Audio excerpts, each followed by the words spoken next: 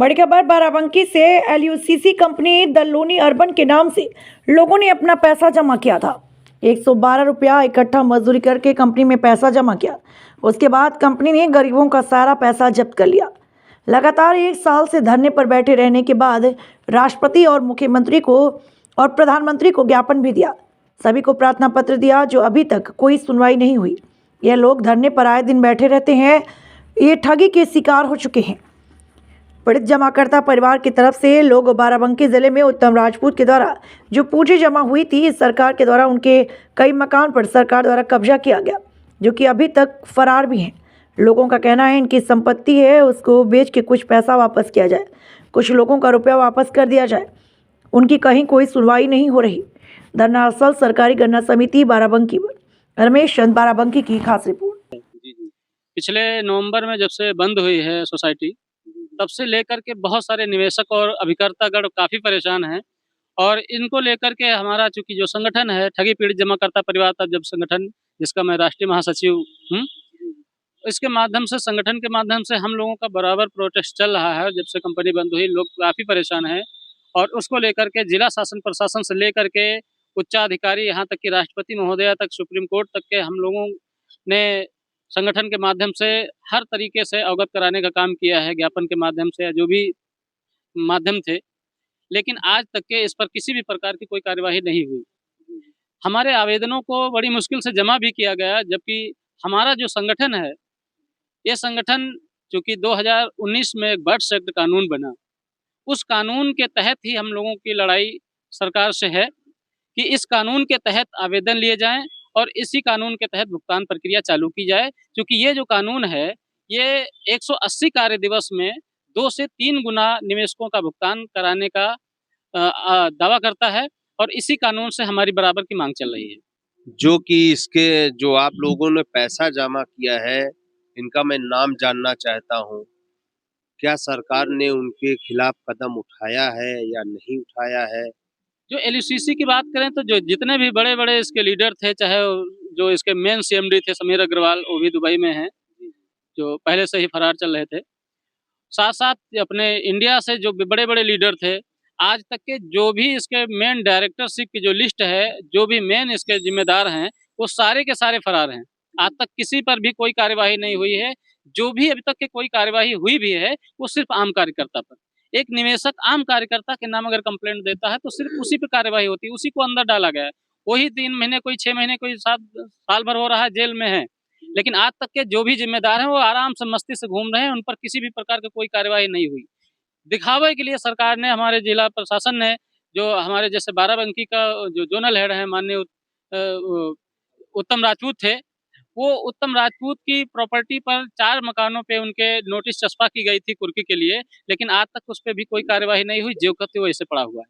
मतलब आगे कोई कार्रवाई नहीं हुई है। प्रशासन पूरी तरीके से मौन है, कुछ भी करना नहीं चाह रहा है और निवेशक और कार्यकर्ता जो भी है वो इतना परेशान है। आए दिन निवेशकों के बीच में, कार्यकर्ताओं के बीच में गाली-गलौज, मारपीट, यहाँ तक कि लोगों का गाड़ी खड़ी करा ली जा रही है, उन लोगों के घरों पे कब्जा करने जैसे कार्य कृत्य हो रहे हैं। तैयार फसल को उठा लिया जा रहा है, उसके बावजूद भी उन पर कोई भी कार्यवाही नहीं हो रही है और उस पर अनदेखा किया जा रहा है। क्या इस पे आप लोगों ने कोई आंदोलन किया है या यहीं पे सरकारी गन्ना विकास समिति बाराबंकी में ही धरने पे आप लोग बैठे रहते हैं, या इसके लिए आगे आप लोगों ने कोई सीएम आवास तक पहुँचा है या अभी तक नहीं पहुँचा गया है? हम लोगों ने जो भी कार्यवाही है यहाँ गन्ना संस्थान की तो बात करें तो यहाँ पर तो हमारा कंटिन्यू धरना चल रहा था नवंबर से लेकर के अब 9 अप्रैल तक, पिछले 9 अप्रैल 2025 तक के हम लोगों का धरना प्रदर्शन चल रहा था।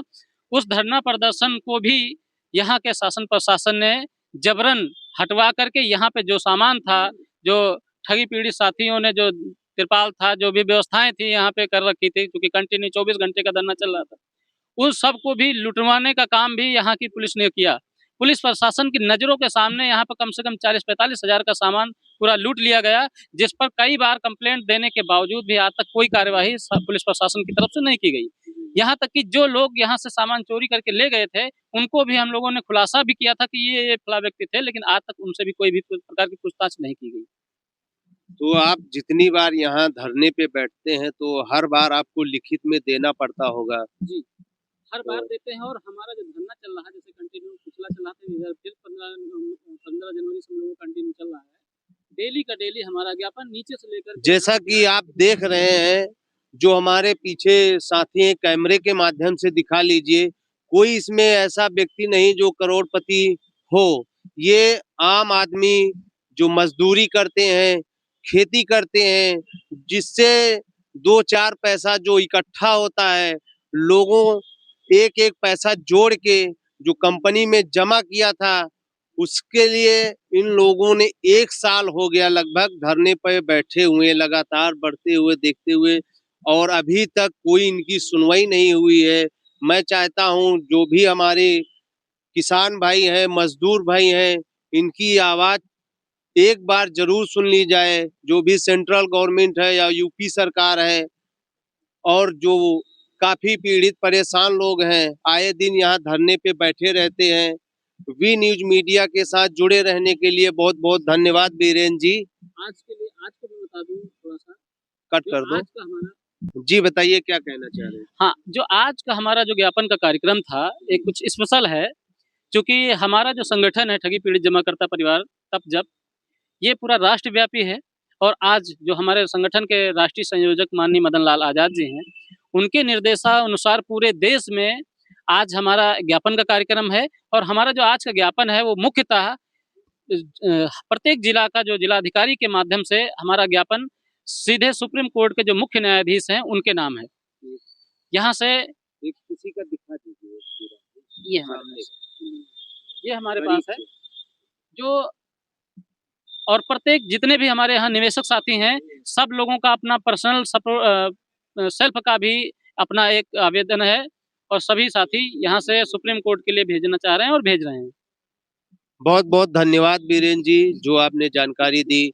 मैं चाहता हूँ कि जितने हमारे गरीब साथी खड़े हैं, जो कि मजदूरी करके पैसा जो इकट्ठा किया है कंपनी के द्वारा, और कंपनी लेके फरार हो गई है, दुबई में है, कहाँ है, किसी को इतनी जानकारी नहीं है।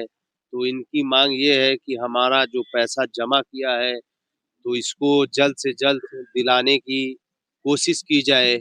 बहुत-बहुत धन्यवाद वी न्यूज़ मीडिया में जुड़ने के लिए। नमस्कार। कौन कराया सत्ता छोड़ो।